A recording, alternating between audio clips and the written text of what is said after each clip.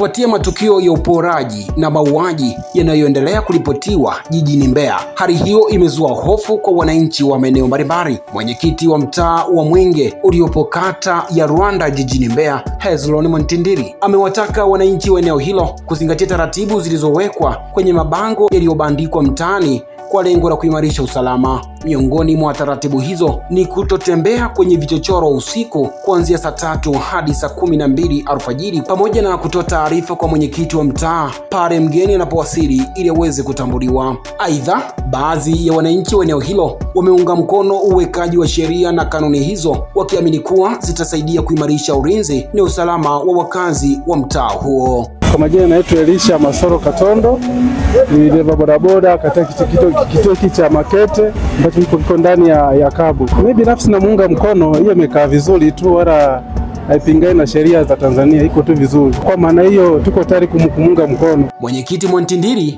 amewasihi wananchi kuendelea kuwa makini na kuchukua tahadhari ili kuepuka madhara yanayoweza kujitokeza kutokana na vitendo vya uhalifu.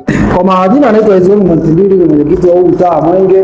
Mabango nimeweka katika mtaa wa Mwenge, zumuni kubwa kuwaasa wananchi na wafanyabiashara mbalimbali wanaozunguka ile eneo la mtaa wa Mwenge kwamba mtaa wa Mwenge ni ule mtaa ambao uko katikati ya mji, Kabwe stendi, Iremi, Mama Joni pamoja na Blokoti. Kwa katika mtaa wetu ile kudhibiti uhalifu na tahadhari mbalimbali kwa wananchi ambao wanaozuru katika mtaa wetu au wafanyabiashara katika mtaa wa Mwenge, tukaamua tuandike haya mabango ili kuwasaidia kwa ajili ya usalama wao wenyewe. Kwa maana ipi? Kwamba mtaa wetu ukishafika tu mida saa 3 au saa 2:30 tayari unakuwa katika hali ya utata, kama tumezungukwa na hao watoto wa mitaani, machokola na vibaka mbalimbali. Kutoka hapa jijini Mbeya, mimi ni Friday Mwangomare na hii ni Baharia TV.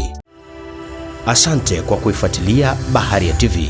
Usisahau kulike, kusubscribe, kucomment na kushare.